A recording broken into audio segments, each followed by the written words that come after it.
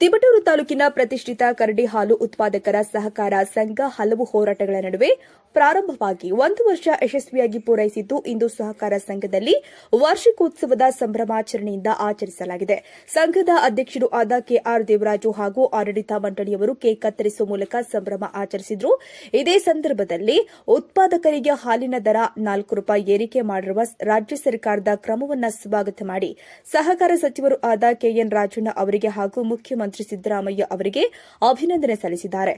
ಸಂಘದ ಉಪಾಧ್ಯಕ್ಷರು ಆದ ಕೆಜಿ ರಂಗಸ್ವಾಮಿ, ಕರಡಿ ಪ್ರಾಥಮಿಕ ಕೃಷಿ ಸಹಕಾರ ಸಂಘದ ಉಪಾಧ್ಯಕ್ಷರು ಆದ ನ್ಯಾಕಿನಹಳ್ಳಿ ವೀರಣ್ಣ, ಹಾಲು ಉತ್ಪಾದಕರ ಸಹಕಾರ ಸಂಘದ ನಿರ್ದೇಶಕರು ಆದ ರಾಜಮ್ಮ ಪುಟ್ಟಮಲ್ಲಚಾರ್, ಹುಚ್ಚಮ್ಮ, ದಿನೇಶ್ ರಾಜ್ಯ ಸೇರಿ ಹಾಲು ಉತ್ಪಾದಕರು ಸಂಘದ ಸದಸ್ಯರು ಹಾಗೂ ಗ್ರಾಮಸ್ಥರು ಸಂಭ್ರಮಾಚರಣೆಯಲ್ಲಿ ಪಾಲ್ಗೊಂಡಿದ್ದರು.